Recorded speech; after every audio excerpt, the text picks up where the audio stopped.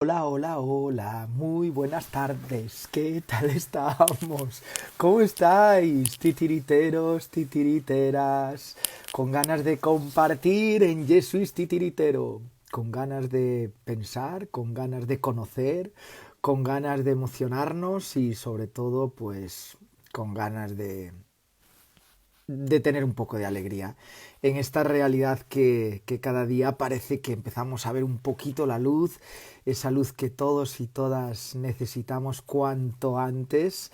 Sois muy puntuales a nuestra cita, os quiero dar las gracias porque la verdad es que estamos muy sorprendidos todo el equipo con vuestra acogida de estos directos. Empezamos así como de broma ya hace 45 días y bueno, la respuesta está siendo brutal, brutal. Por lo tanto, quería daros las gracias.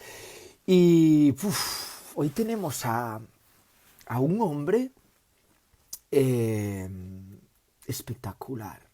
A una persona que cuando llegué a Madrid llevaba mi hoja de ruta. Sabéis que, bueno, cuando alguien quiere un objetivo, pues nos marcamos una hoja de ruta, de tiempos, de que personas que queremos conocer y ella estaba en mi hoja de ruta.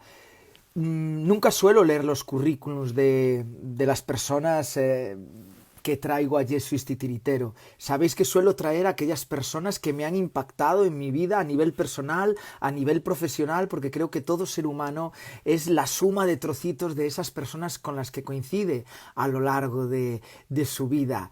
Y por eso también he querido invitar hoy a la persona que os traigo, ¿vale? Voy a leer el currículum porque este currículum es para leer. No es muy largo, es muy intenso. Y sobre todo que de una realidad, el invitado de hoy, de una realidad va a la otra, de una profesión a otra y impacta de una forma positiva.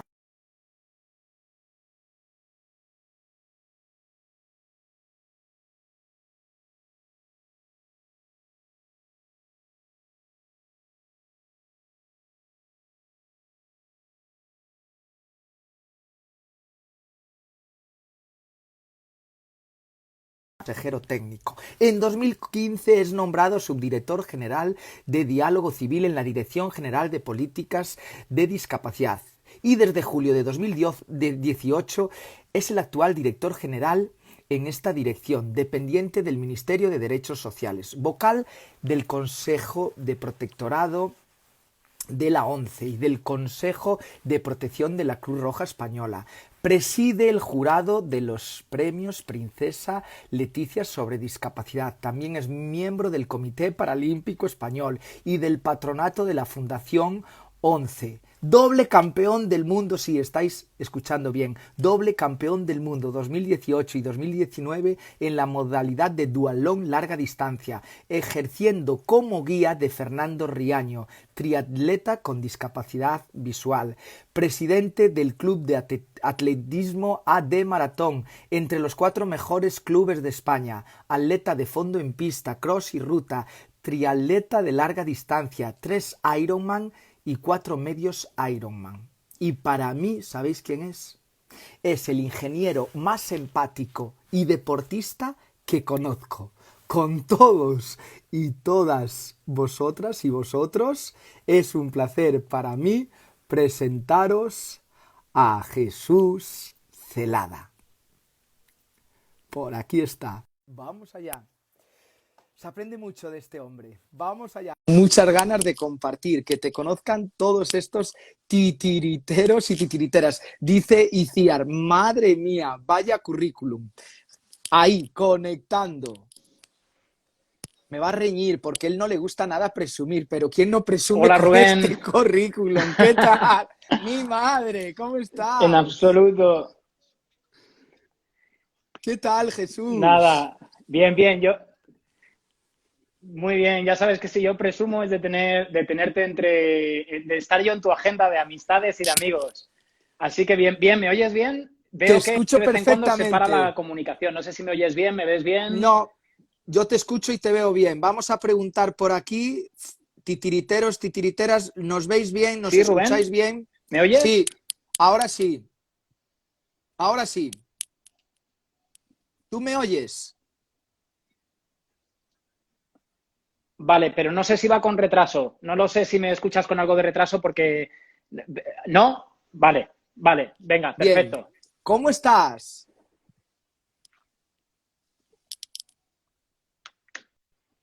Sí, perfecto, vale, vale. Oye, estoy perfectamente, te digo perfectamente, sí. Te veo con con cierto lentitud en la imagen, pero te oigo bien. ¿Y cómo estás? Pues bien, bien, pasando el confinamiento en casa y con mucho teletrabajo, porque bueno, ya sabes que la responsabilidad de la Dirección General de Discapacidad, pues ahora mismo es protagonista en todo lo que está sucediendo y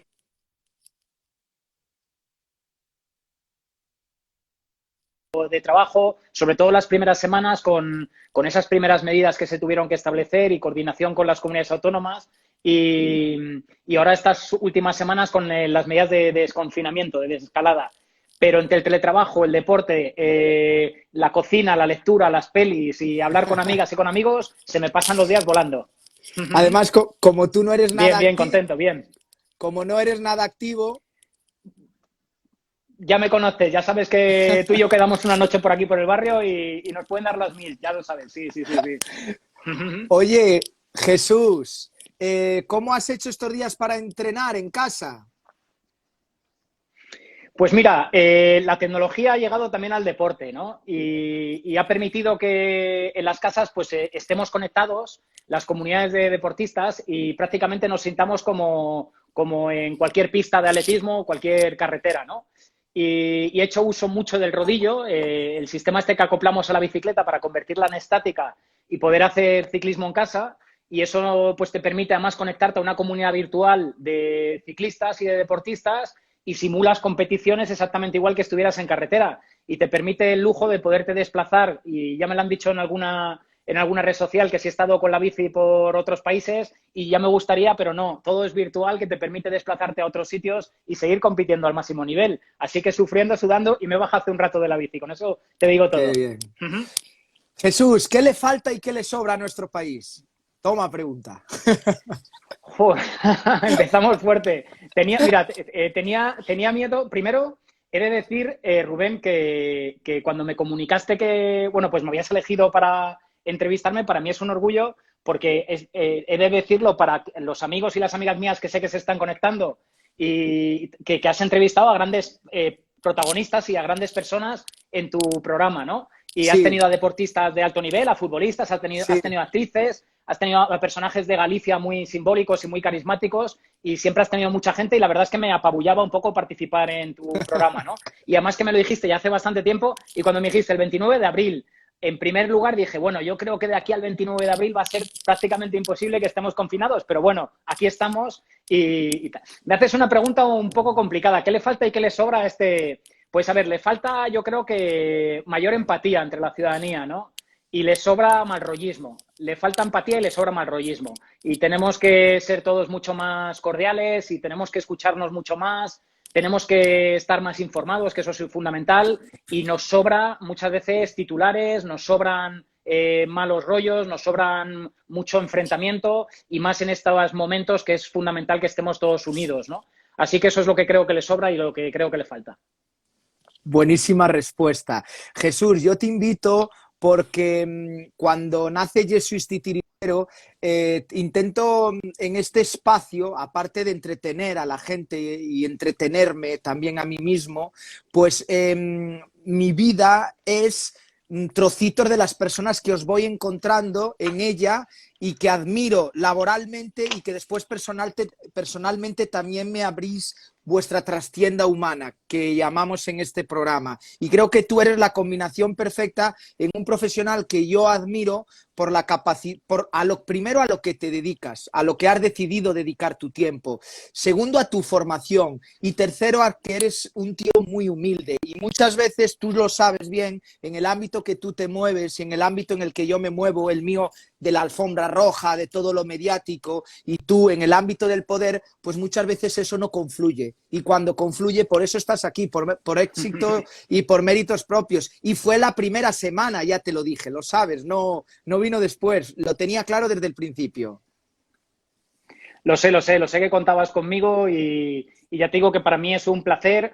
Para mis amigas y amigos que se están conectando a más y que me preguntaban, ¿y quién es Rubén Ríos? Pues he de Explícale decir que tú. Rubén, sí, bueno, pues he de decir que Rubén es, aparte de ser un tío magnífico, una persona genial y con mucho corazón y mucho sentimiento, Rubén es actor y es director de cine y se dedica al mundo audiovisual y es una persona que sin tener nada que ver, pues ha querido implicarse en el ámbito de la discapacidad, Así de es. esos que son bienvenidos a este mundo y que rápidamente además te has empapado de lo que esto supone y es verdad que como me pasó a mí en su momento, esto te atrapa y salir de aquí es muy complicado, ¿no? Y te entregas con cuerpo y alma a esto que es la discapacidad y es lo que nos unen más cosas, pero una de ellas es esa y la verdad es que ha sido un placer conocerte, lo sabe Rubén, que tenemos una relación muy, muy buena y que va a durar muchos años. Así es. A mí la discapacidad me dio capacidad. Cuando lo conocí en el año 2012, hago el proyecto Vida y Máis que Vida. Como sabes, para mí fue un bofetón de realidad. Yo llevaba 10 años en una serie como Cuéntame, pero en Galicia, que se llamaba Libro de Familia. Era, entre comillas, el hijo de los Alcántara aquí. Y la vida me cambió cuando voy a un colectivo de personas con discapacidad, planifico un rodaje de 3 meses para un corto y me paso allí 2 años y medio y cambió mi forma de creer y crear. Por eso, si hay alguno de tus amigos que no haya visto Vida o Máis que Vida, que me escriba después por privado, Jesús, o las personas que nos estén viendo, que en estos momentos estoy compartiendo mis contenidos audiovisuales para entretener y para aportar un poco más de lo que podemos aportar dentro de nuestra humilde posición. He escuchado de ti, Jesús, esta frase: animarse mutuamente y compensar el mal momento del otro y al revés. ¿Vale? Explícanos en qué momento, porque creo que es una frase que viene genial para el momento en el que estamos. Explícame en qué momento de tu vida se dice esa frase, quién tenías al lado y por qué esta frase ahora la podemos trasladar al ser humano. Bueno, pues esa frase, si no recuerdo mal, creo que la comenté en una entrevista que me hicieron a raíz de haber quedado campeones del mundo, que antes lo comentabas en la presentación, en una prueba que es muy complicada y muy compleja y muy dura y que tiene un esfuerzo físico muy duro, pero yo diría más mental, ¿no? Y emocional, que es un dualdón, que es correr, bici y correr. Se mezclan los dos deportes en 3 fases distintas y que además se hace todo seguido y que además es una prueba que dura cerca de 9 horas, ¿no? Es un duatlón de larga distancia, es una prueba homologada por la Federación de Triatlón y es el Campeonato del Mundo de Duatlón, que se celebra todos los años en Suiza y que además, bueno, pues he competido 2 años y he tenido la fortuna de ganar. Yo soy el consorte, siempre digo que yo soy el campeón del mundo consorte, porque realmente el protagonismo lo tiene Fernando Riaño, que es otro de mis amigos, de los que para mí es un orgullo formar parte de su agenda y Fernando me invitó hace unos cuantos años a entrenar con él de cara a este campeonato y hemos tenido la oportunidad, digo, de participar en el 2018, ganarlo, volver el año pasado, volver a ganarlo contra todo pronóstico y este año no sabemos todavía qué pasará, pero también lo tenemos en mente y esa frase salió el año pasado precisamente en la prueba, en plena competición, en esas 9 horas de competición, que insisto, no solamente es el esfuerzo físico, sino que también tiene un esfuerzo emocional y mental bastante duro y que en momentos en los que lo que te apetece y te pide el cuerpo es bajarte de la bici y es pararte, respirar, descansar y irte a casa a darte una ducha, y más el año pasado que fue una prueba muy dura y las condiciones climáticas fueron pues muy bestiales, con mucha lluvia, viento, frío, algo de nieve, lo pasamos francamente mal.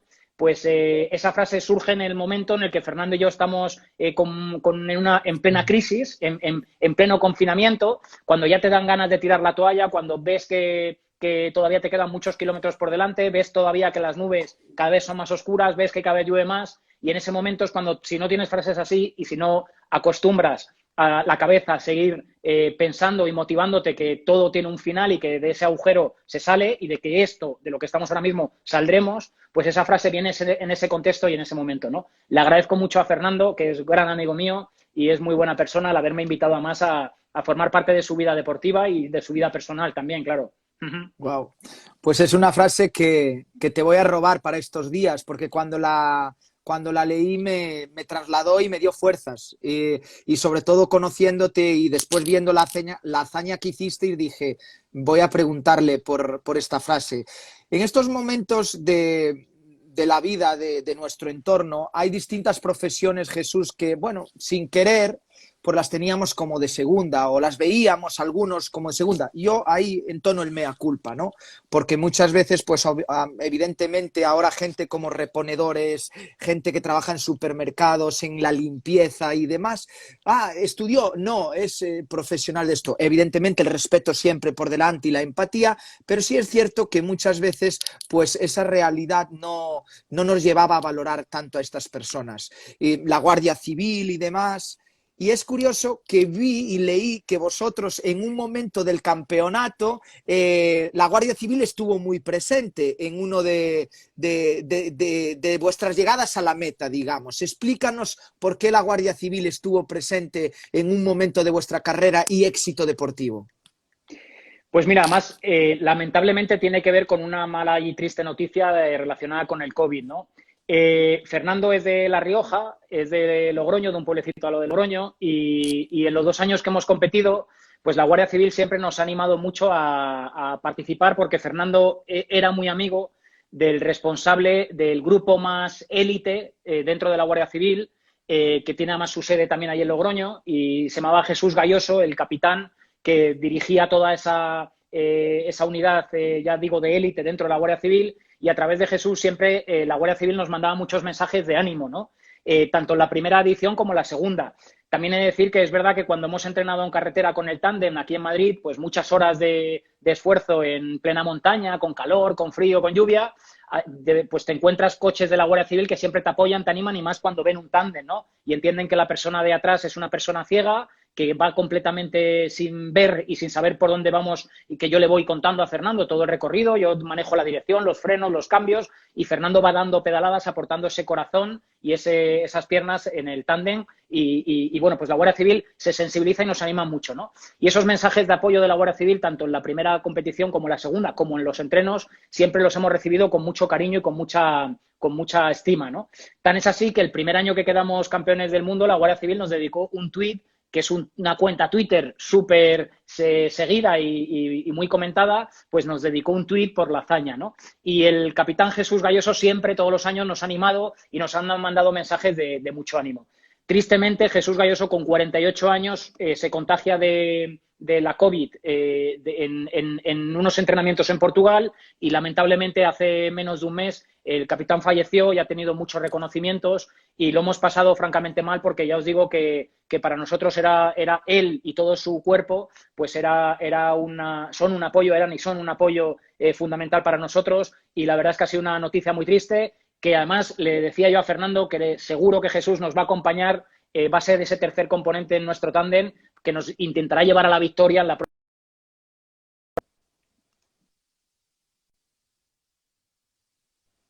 Qué bien, qué historia, Jesús.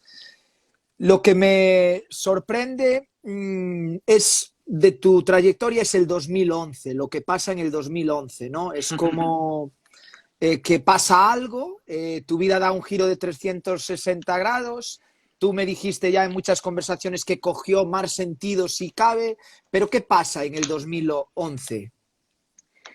Bueno, pues mira, a ver, yo antes lo comentabas en mi currículum, que no hacía falta, la verdad, porque, bueno, pues tampoco tiene ningún mérito, ¿no? Yo de formación soy ingeniero, me he dedicado siempre al mundo de la ciencia y de la tecnología, y mi carrera profesional estaba destinada y encasillada completamente en la parte de la información geográfica, un tema más hoy muy en boga, y estuve muchos años trabajando tanto en el ámbito privado, luego en el ámbito público como funcionario cuando aprobé las oposiciones, como impartiendo clases en la universidad, que también estuve unos años trabajando, y siempre relacionado con la información geográfica, las telecomunicaciones, la tecnología, ¿no? Y en el 2011, pues el cuerpo me pedía un cambio a temas sociales, ¿no? Me pedía aprovechar una oportunidad que nos da la administración cuando, bueno, pues cuando apruebas unas oposiciones y eres funcionario, pues te apetece trabajar para la ciudadanía, y donde yo estaba veía que mi trabajo se limitaba mucho se circunscribía a un ámbito muy técnico y yo no estaba apoyando o devolviendo a la sociedad lo que la sociedad me estaba aportando y facilitando al haberme permitido entrar a trabajar en la administración pública, ¿no? Ese deber o ese sentimiento público que tenemos pues los funcionarios, ¿no? Y que hay colectivos donde además se ve más todavía, como es el de los sanitarios a día de hoy, esa vocación de lo público, que evidentemente es lo que nos llama a cualquier funcionario y más a esos colectivos como es el educativo, como es el de las fuerzas y cuerpos de seguridad del Estado o como es en mi caso que bueno, buscaba una salida, ya os digo, más humana, más relacionada con la sociedad. Y en el 2011 me puse a buscar plazas y estas oportunidades que te da la administración y esta suerte que tenemos y buscando plazas en ámbitos más social y más humano, pues encontré una en un ámbito que no conocía absolutamente para nada, que es el de la discapacidad, ¿no? Y tuve la suerte de incorporarme al organismo del Estado que se dedica a desarrollar políticas de ámbito estatal en el campo de la discapacidad. Y en el 2011 dejé completamente mi formación de ingeniero para pasarme a un ámbito más humano, más social, más cercano a la ciudadanía, que es el de la discapacidad. ¿Qué te aporta la discapacidad, Jesús? Pues mucho. La verdad es que muchísimo. Lo primero, como todo en la vida, las personas. Eso es lo fundamental. Yo todo lo que he hecho en mi vida, tanto a nivel formativo como a nivel deportivo, como a nivel profesional, Rubén, aquí está la muestra, tú y yo, de todo lo que saco siempre y lo que valoro y lo que realmente creo que es lo rico, lo que nos enriquece. No es el dinero, es el contacto, son las personas, son las relaciones, es el conocer gente que te transmiten, que tú aprendes y que tú también a su vez pues transmites y enseñas, ¿no? Y para mí eso es lo fundamental. Y discapacidad sí me ha traído algo en mi vida y el día que administrativamente me tenga que ir a otro puesto, en mi mochila lo que me llevo es un montón de gente, que tú además también conoces a muchas de esas personas, un montón de gente que me han enseñado muchísimas cosas, ¿no? Muchísimas, desde la superación, que es un tópico dentro de la discapacidad, desde la igualdad de tratar a las personas con discapacidad exactamente igual que al resto de la población, o sea, totalmente igual, lo que es la tenacidad, la constancia, el esfuerzo, lo que es también el fracasar y el éxito. Y yo creo que es una de las etapas personales más ricas, por supuesto, pero insisto, lo que más, y tú ahí, Rubén, ya conoces a mucha gente que conocemos, a muchas personas que conocemos tú y yo de este ámbito, lo más rico, desde luego, son las personas, ¿no? Personas que han nacido con una discapacidad, personas que han tenido una discapacidad sobrevenida, personas que tienen grandes discapacidades y que están ejerciendo su trabajo al mismo nivel de competitividad que el resto de personas y de eficacia y de productividad, ejemplos constantes de lo que el día a día es este mundo que desde luego, ya te lo decía antes, que te atrapa y que no te suelta. Qué bueno.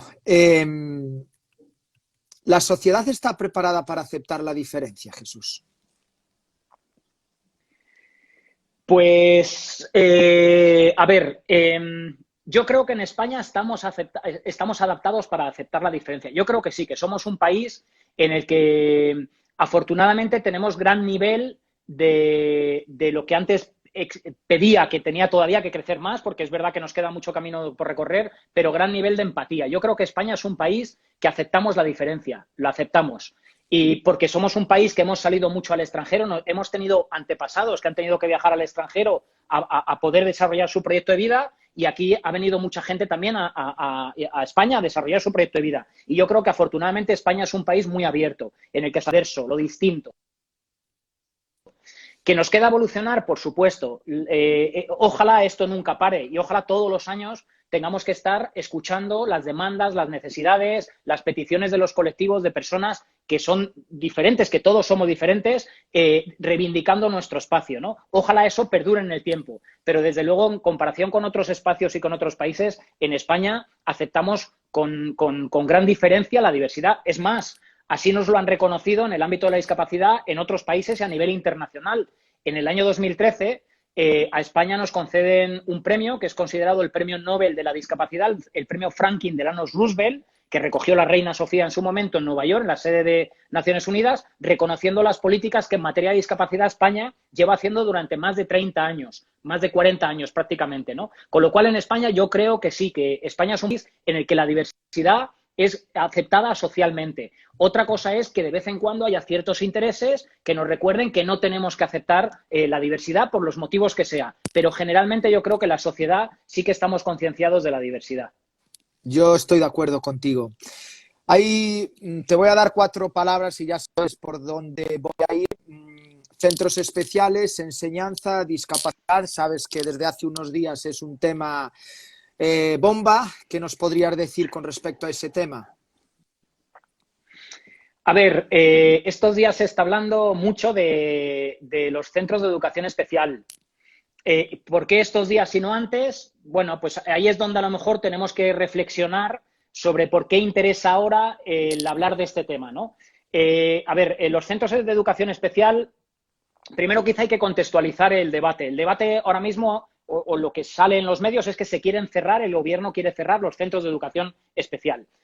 Para hacer un análisis de si eso es cierto o no es cierto y en qué términos, porque no se puede generalizar ni quedarnos en el titular, que antes lo comentaba, no podemos quedarnos en el titular, hay que ir más allá, hay que contextualizar la situación. Primero, hay un documento a nivel internacional que se llama la Convención Internacional de los Derechos de las Personas con Discapacidad, que se aprueba en el año 2008, que España más es de los primeros países en aprobarlo y en ratificarlo, en decir que esa convención que aprueba la ONU en el 2008, España va a ser uno de los primeros países en adecuarla a su normativa.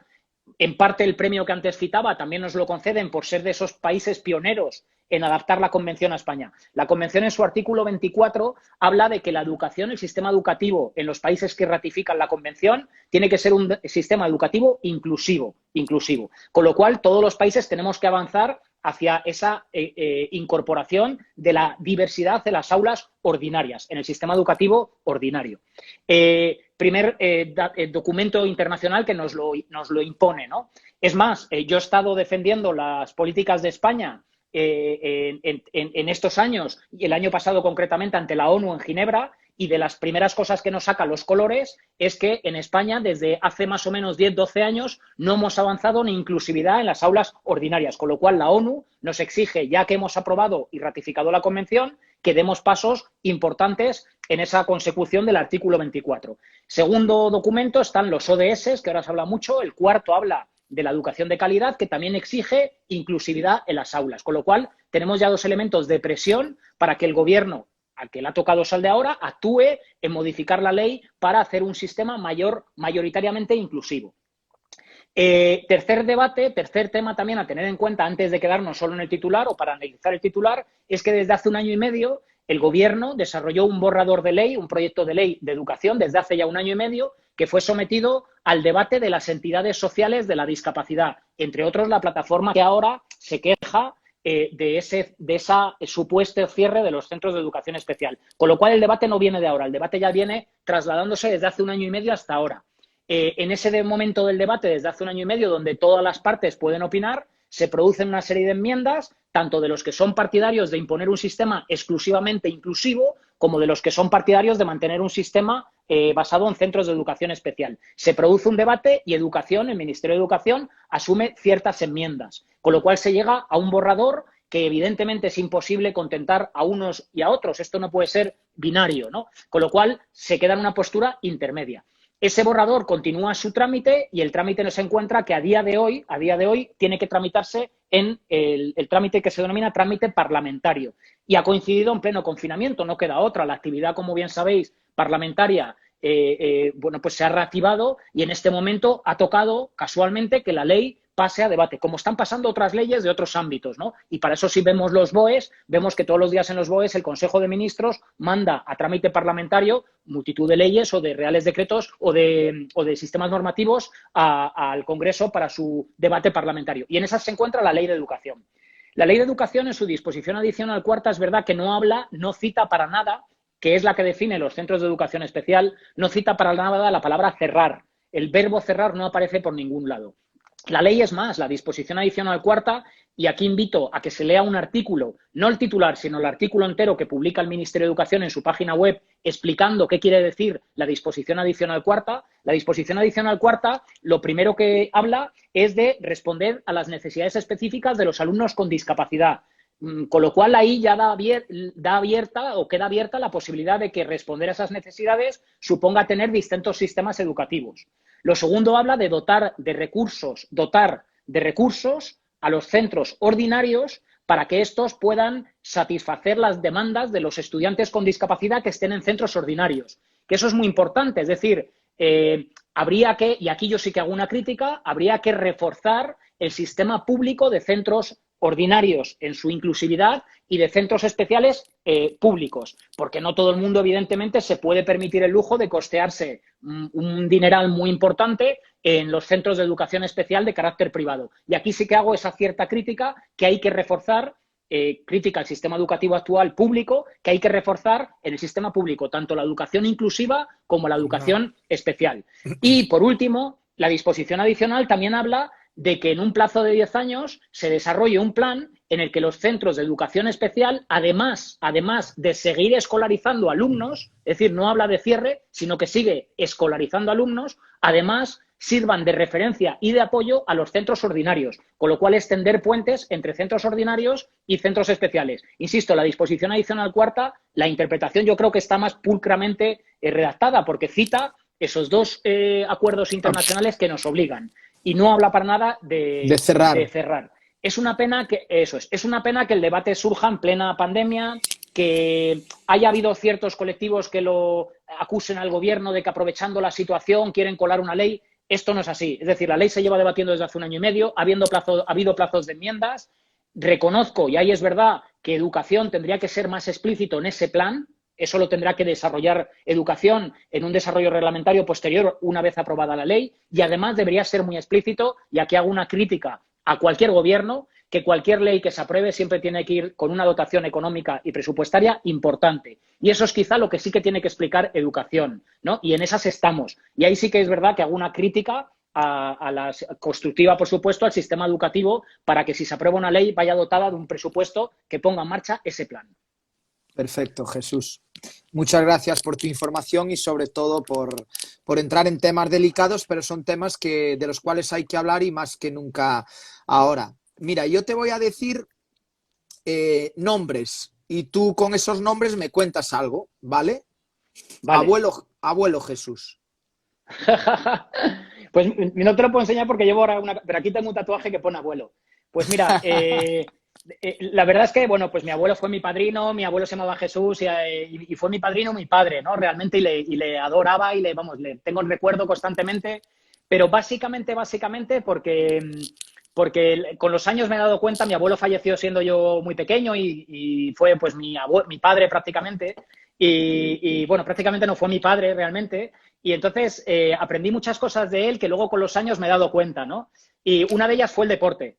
Yo soy un fanático del deporte de toda la vida. En mi entorno familiar, bueno, pues el deporte tampoco ha sido así muy valorado y cuando he competido en estas pruebas de larga distancia que te decía antes que en muchos momentos te piden bajarte de la bici, pues piensas y dices, bueno, ¿y por qué estoy yo aquí subido a una bici? ¿Quién me ha metido a mí este gusanillo en el cuerpo, no? Y entonces en una de las pruebas caí que había sido mi abuelo y que gracias a él aprendí muchas cosas, aprendí lo que supone el deporte y los valores del deporte, aprendí otra cosa que es el amor por la naturaleza y los animales, que eso también lo llevo de serie gracias a él, y aprendí otra cosa que es la no violencia. Mi abuelo era un fiel defensor de la paz y nunca, vamos, no soportaba para nada la violencia, ni en mujeres ni en niños. Eso siempre lo tenía lo hacía, pues bueno, pues se irritaba, ¿no? Cuando oía noticias de ese tema, y a mí me pasa exactamente igual. Aborrezco completamente cualquier tipo de violencia y concretamente con mujeres y con niños, ¿no? Y esos tres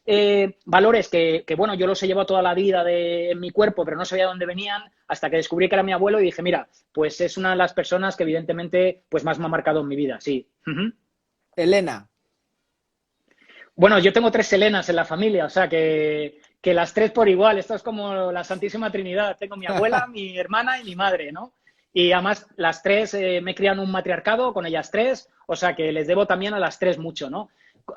Es que las 3 por igual tienen sus facetas, ¿no? Pero me quedo con mi madre. Evidentemente, madre no hay más que una, la adoro. Le debo muchísimo a mi madre también, lógicamente. Pues, y a mi madre le debo, mira, el esfuerzo, el tesón, la tenacidad, la constancia, el caerte pero volverte a levantar, a seguir trabajando, a luchar. Yo a mi madre la he visto trabajar toda la vida, levantarse a las tantas de la mañana y acostarse a las tantas de la noche y estar trabajando y, bueno, pues sacar... Mi madre tiene una carrera que es muy difícil de obtener, además, y de sacar, que es la carrera de los 3 hijos, que esas pocas personas la tienen, ¿no? Y entonces, pues mi madre tiene esa carrera, la de los 3 hijos, ¿no? Y entonces la debo todo. De ella aprendí a luchar, a trabajar, insisto, a caerte y a volverte a levantar y gracias a ella, pues también soy lo que soy y estoy donde estoy, ¿no? Fernando Riaño. Pues Fernando Riaño, a Fernando le tengo mucho aprecio, mucho cariño y le considero, bueno, pues prácticamente un hermano, ¿no? Y porque a Fernando Riaño le conocí, Fernando Riaño, por volveros a contar, es el hermano, iba a decir mi hermano, es un chico ciego y es al que yo hago de guía, ¿no? En el triatlón. Y fíjate qué casualidades de la vida. Yo a Fernando Riaño le conocí antes de llegar a discapacidad. Y además no le conocía personalmente, le conocía por los medios de comunicación, allá por los años 2000 más o menos, 11 años antes de llegar yo a discapacidad, cuando yo iba a campeonatos de España de triatlón y se introdujo por primera vez el triatlón adaptado en los campeonatos de España, ¿no? Y Fernando en aquel momento, pues era como yo por aquella época, un chaval de 23, 24 años, él ganaba todas las pruebas en su categoría de ciegos, de deportistas ciegos, ganaba todas sus pruebas y yo no le conocía personalmente, la admiraba y en revistas de triatlón, que por aquel momento ya empezaban a aflorar las primeras, siempre había un reportaje de Fernando Riaño y yo los leía porque me causaba mucha curiosidad cómo un chaval ciego con su guía podían hacer una prueba de nadar, de correr y de bici perfectamente sincronizados y además lo bueno es que Fernando tiene también su éxito profesional, ¿no? Y eso es lo que yo realmente valoraba, que era una persona de éxito en todos los campos, ¿no?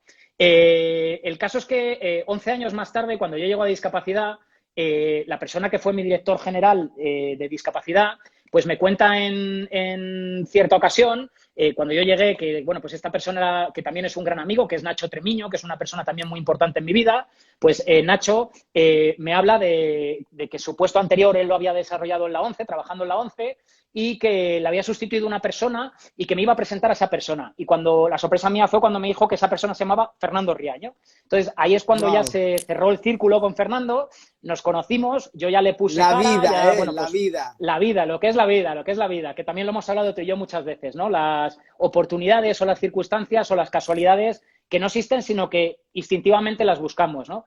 Y el caso es que, bueno, pues ahí conocí a Fernando ya personalmente y nuestro proyecto al principio era un proyecto más profesional y se fue tornando poco a poco hacia objetivos deportivos y hasta que, como comentaba antes, él ya había dejado el deporte a un nivel alto, con su guía anterior mantenía muy buena relación, pero el guía anterior no podía competir en larga distancia por una lesión y entonces Fernando hay un momento en el que se plantea hacer pruebas y triatlones de larga distancia y me propone, como yo ya venía de haber hecho varios Ironman y haber conocido lo que era el sufrimiento y bueno, pues tener esa capacidad, bueno, de resistencia, pues Fernando me propone el competir con él y el intentar ir a un campeonato del mundo. Y eso nos unió mucho en lo deportivo, nos unió mucho en lo profesional, que también hemos hecho muchos proyectos juntos, porque he de decir que Fernando es una persona de mucha responsabilidad dentro de la ONCE, de la estructura de la ONCE, y con mucho éxito personal y profesional y bueno, pues me abrió las puertas de su vida personal, de su vida privada y de su vida también profesional y desde luego unidos forever. Así que es una de las personas que me ha permitido conseguir cerrar el círculo que antes decía, uniendo discapacidad y deporte, ¿no? Mis dos facetas, la profesional y la hobby, ¿no? Y entre pedalada y conversación, campeones del mundo. Pues sí, la verdad es que sin quererlo ni... Bueno, a ver, he de decir que echamos muchas horas de entreno, eso es verdad, que esto no es llegar y besar el santo y ya está, ¿no? Además, la prueba donde se celebra el Campeonato del Mundo es en una ciudad suiza muy pequeñita que se llama Zofingen, que quien conoce el mundillo del triatlón, en triatlón, las 3 pruebas de triatlón, es decir, correr, bici y nadar, el Campeonato del Mundo se celebra siempre en Hawái, el Ironman de Hawái, que es muy conocido. Pues su homólogo en distancia duatlón, en distancia de larga distancia, su homólogo se celebra en Suiza todos los años en esta ciudad que se llama Zofingen, ¿no? Que está a 80 kilómetros de Suiza. Y claro, aquí quien le dices que vas con el maillot de la selección española, representando a España a competir, se piensan que rápidamente que, bueno, pues que tenemos todos los medios a nuestro alcance. No. Fernando y yo lo único que tenemos es un maillot de la Federación Española de Triatlón, con la bandera de España, nuestros nombres, pero todo lo demás nos movemos, nos lo buscamos y nos lo organizamos nosotros. Con lo cual, tú imagínate a un chico ciego y a mí metiéndonos en un tándem, una bicicleta, que son 2 bicicletas en un aeropuerto, en un avión, en una caja, luego alquilando un coche en Suiza, conduciendo hasta el pueblo al que competimos, y a todo esto además con horarios muy comprimidos, porque nuestra responsabilidad nos exige estar trabajando el viernes hasta las 3 de la tarde y el lunes a las 8 de la mañana estar en Madrid, con lo cual nuestro viaje se tiene que comprimir en ese espacio de tiempo, ¿no? Y todo lleva una intendencia pues de mucha coordinación entre los dos, ¿no?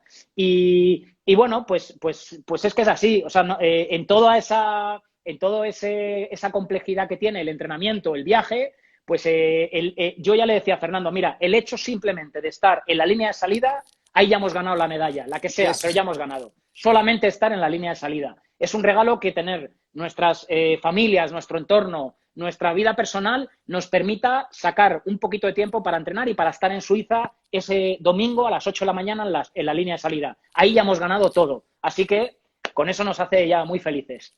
¿Qué llena más, Jesús? ¿Pasar la línea de meta acompañado o solo?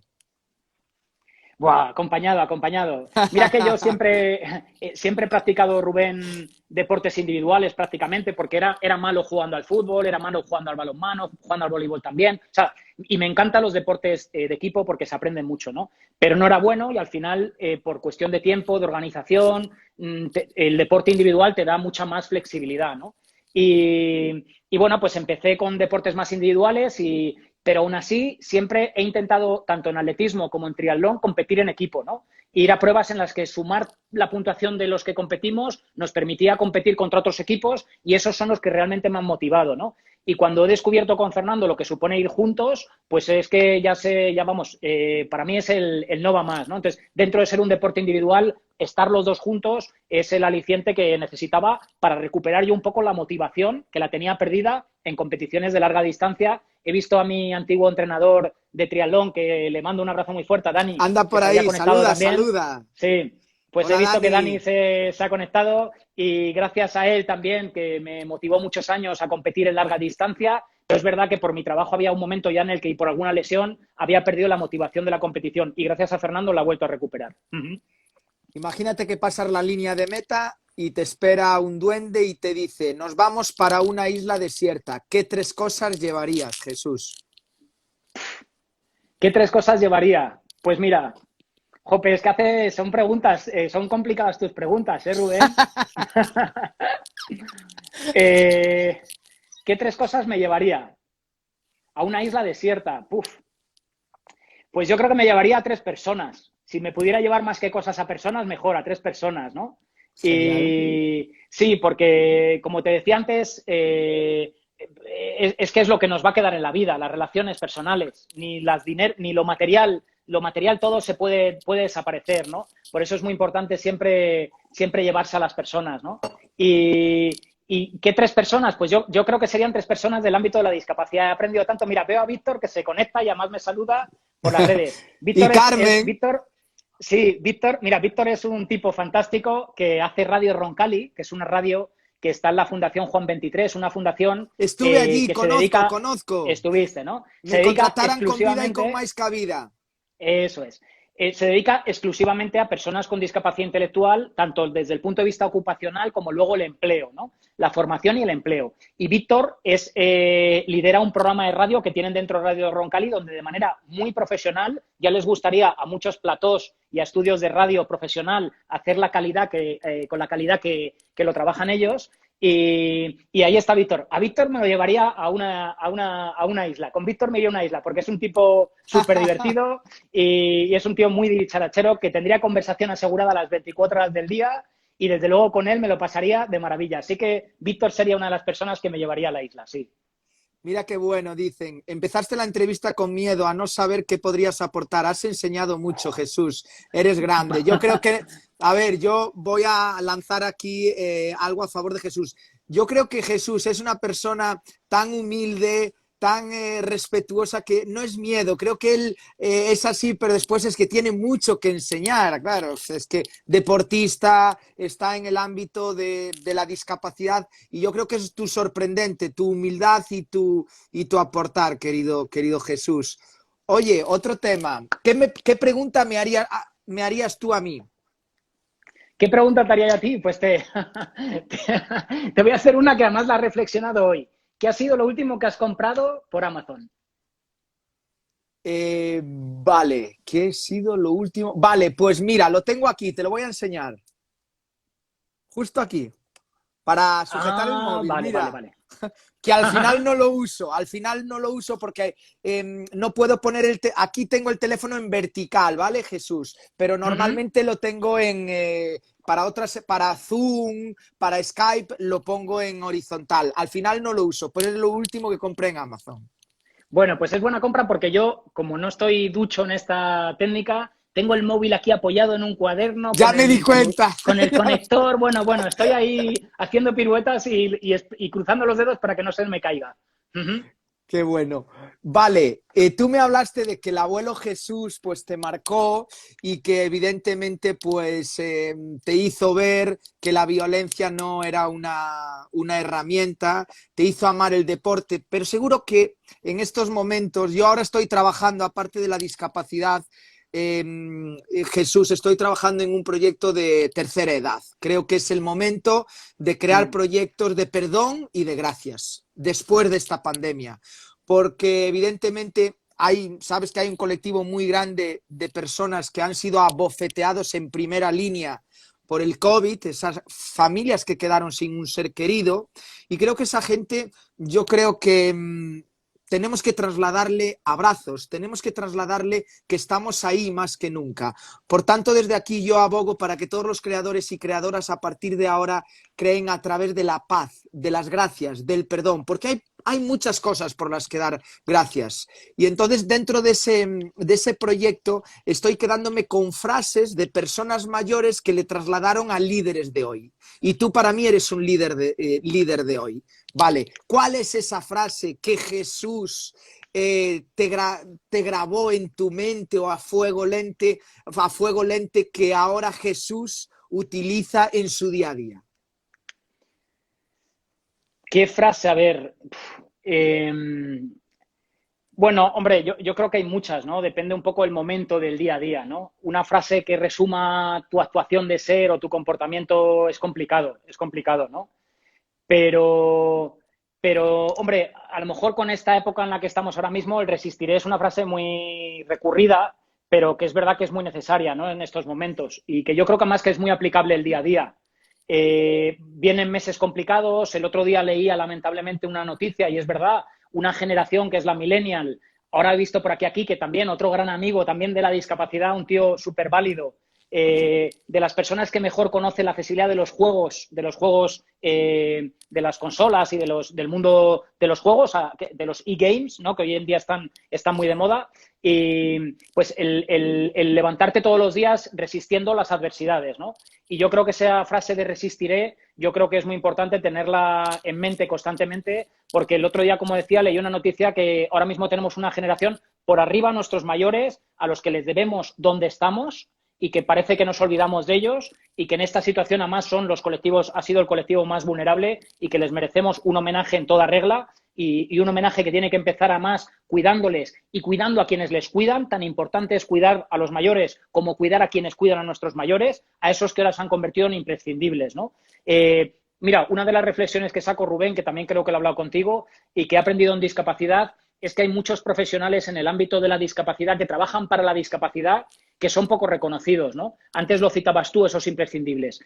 Yo cuando llego a este mundo me doy cuenta que hay profesionales del ámbito del trabajo social, del ámbito de las terapias ocupacionales, del ámbito de la psicología, que apenas son reconocidos. Hablamos que en este país, y es verdad, hay grandes profesionales sanitarios, pero hay muy buenos profesionales y además reconocidos a nivel mundial en el ámbito de lo social. Yo conozco muy de cerca el tema del trabajo social y sé que hay grandes profesionales, un ámbito además muy femenino, que se dedican en cuerpo y alma a las personas con discapacidad y que merecen un reconocimiento. Bueno, pues esa generación de mayores que ahora mismo está en una situación muy complicada, pero también nuestros jóvenes, ¿no? Había un artículo en prensa el otro día de cómo nuestra generación millennial, entre ellos Quique, que desde aquí le mando un saludo, cómo esa generación millennial va a vivir y va a sufrir 2 crisis, ¿no? Entonces, yo creo que necesitan un mensaje de aguante, de resistencia, de saber que de esta vamos a salir. Así que el resistiré es una frase que yo creo que tenemos que tener grabada en la mente, no solo ahora, sino durante muchos días de nuestra vida.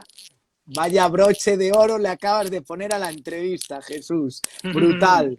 Nos preguntan por aquí si quieren hacer ahora alguna pregunta, que nos quedan 10 minutillos. Nos preguntan cómo nos conocimos. Verás, pues yo cuando yo llegué a Madrid y ya llevaba en mente ya conocía un poco el trabajo que hacía Jesús y su departamento en el ámbito de la discapacidad. Entonces yo llevaba varios nombres, entre ellos Irene Villa y entre ellos Jesús Celada.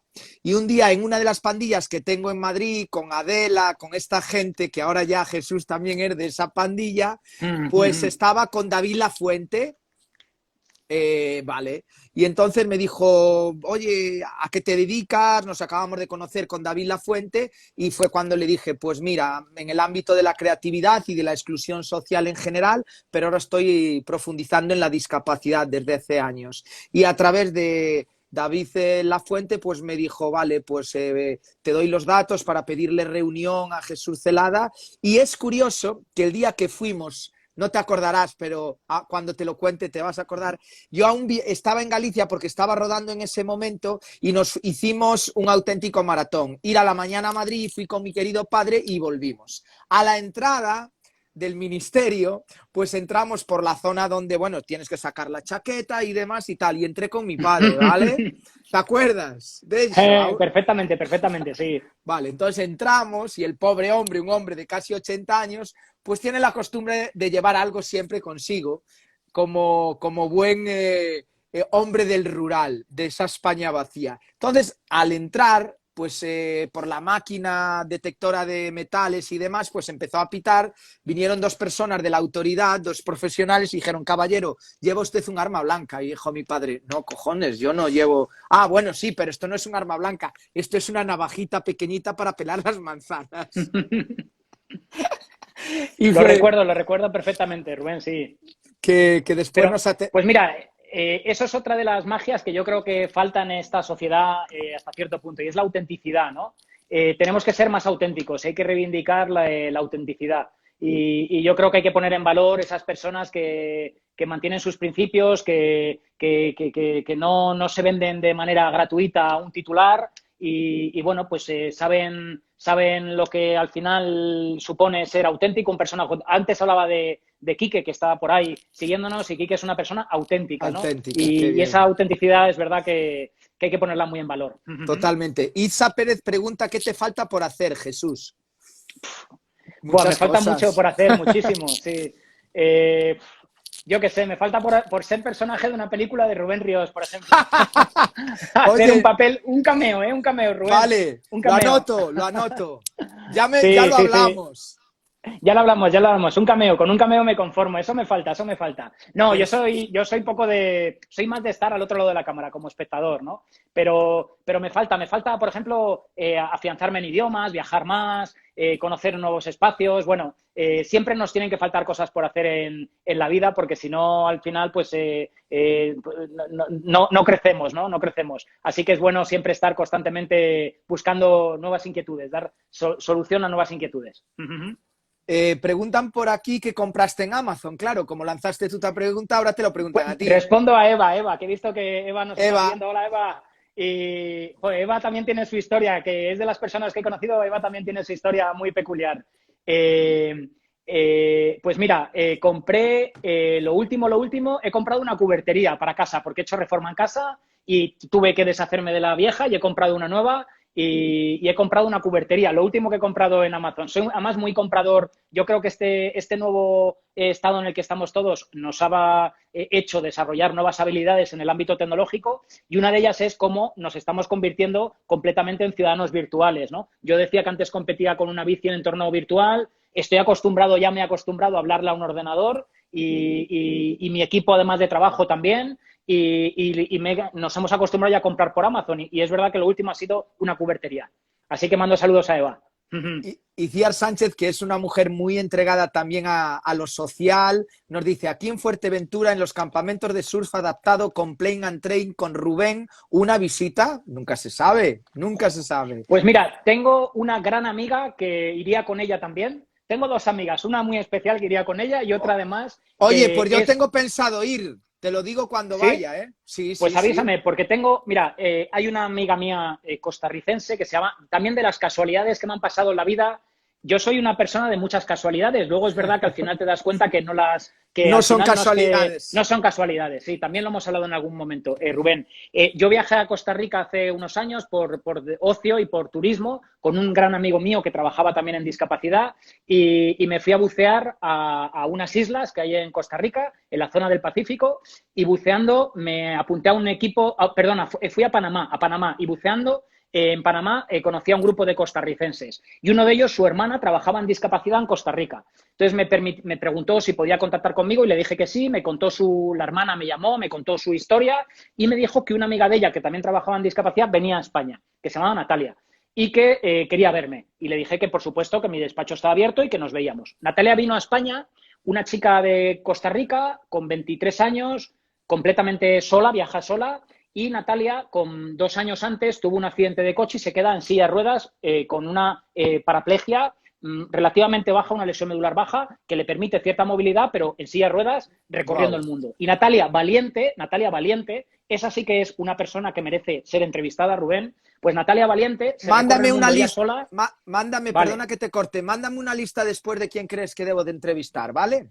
Vale, pues Natalia es una de ellas. Pues Natalia es campeona del mundo de surf de personas en silla de ruedas, de personas con lesión medular. Y ella seguro que nos acompaña a nuestro viaje de Lanzarote. Así Venga. que tomamos la palabra. La palabra, venga. A segundo maestro, que también trabajan desde aquí, mandarle un abrazo porque, bueno, trabaja a favor de obra, es una madre, coraje y, bueno, es espectacular todo el equipo de segundo maestro. Y nos dice, me gustaría preguntarle a Jesús a ver si podía hablarnos de alguna de las políticas para la discapacidad en las que estén trabajando que le parezcan más interesante.